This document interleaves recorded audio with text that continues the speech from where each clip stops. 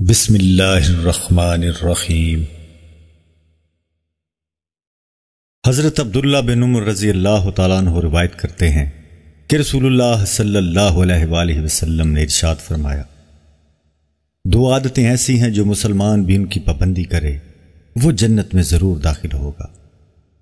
وہ دونوں عادتیں آسان ہیں لیکن ان پر عمل کرنے والے بہت کم ہیں۔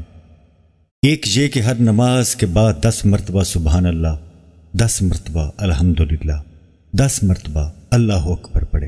حضرت عبداللہ رضی اللہ تعالیٰ عنہ فرماتے ہیں، میں نے نبی کریم صلی اللہ علیہ وآلہ وسلم کو دیکھا کہ اپنے ہاتھ کی انگلیوں پر شمار فرما رہے تھے کہ یہ تینوں کلمات 10 مرتبہ 5 نمازوں کے پڑھنے میں 150 ہوئے، لیکن اعمال کے ترازو میں 10 گنا ہو جانے کی وجہ سے 1500 ہو گئے۔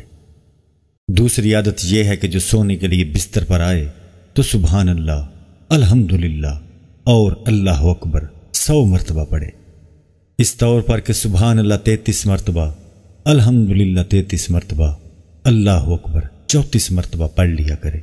یہ پڑھنے میں 100 کلمے ہو گئے جن کا ثواب 1000 نیکیاں ہو گئیں۔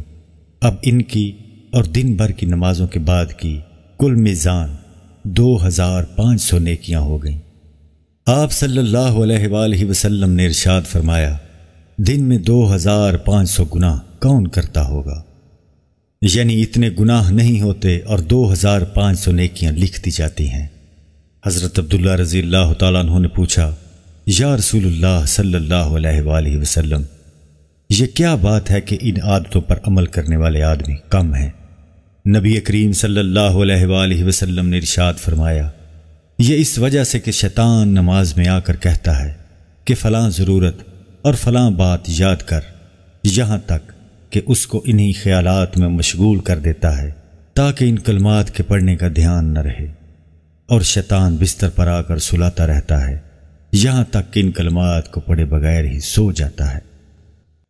معزز ناظرین، ویڈیو پسند آنے کی صورت میں اس کو لائک اور شیئر کرنا نہ بھولیں۔ مزید احادیث کی ویڈیوز اور اسلامک ویڈیوز دیکھنے کے لیے ہمارے چینل کو سبسکرائب ضرور کریں۔